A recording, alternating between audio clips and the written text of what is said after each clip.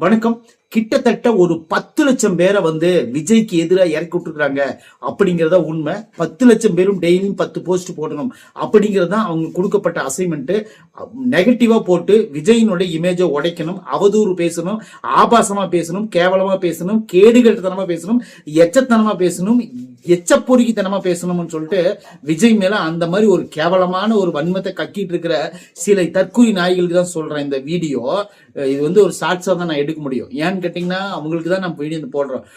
Okay, இந்த 10 லட்சம் பேரும் 10 வீடியோ போட்டாங்கன்னா எவ்வளவு ஆச்சுன்னு கணக்கு போடுங்களேன். இது எல்லாம் தான் மக்களுக்குள்ள வந்துகிட்டு இருக்கிறத தவிர விஜய் பத்தி பாசிட்டிவான வீடியோ வியூஸ் போகாது, விஜய் பத்தி நெகட்டிவான வீடியோ வியூஸ் போகுது. அப்படின்னா என்ன அர்த்தம்னு பாத்தீங்கன்னா மக்கள் உங்களை நல்லா நோட் பண்றாங்க. நீங்க பேசுறது எல்லாமே அவதூறுன்னு அவங்களுக்கு தெரியும்.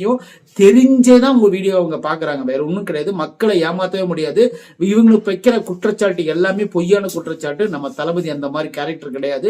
உண்மையிலே நல்ல மனுஷன். இந்த மனுஷனை இந்த அளவுக்கு போட்டு அடிக்கிறாங்கன்னா இதெல்லாம் நீங்க தான் பார்த்து தெரிஞ்சுக்கணும். ஏன்னு கேட்டீங்கன்னா தளபதியோட இமேஜை உடைக்கணும் அப்படிங்கிறதுக்காக கொடுக்கப்பட்ட அசைன்மெண்ட் தான் இதெல்லாம்.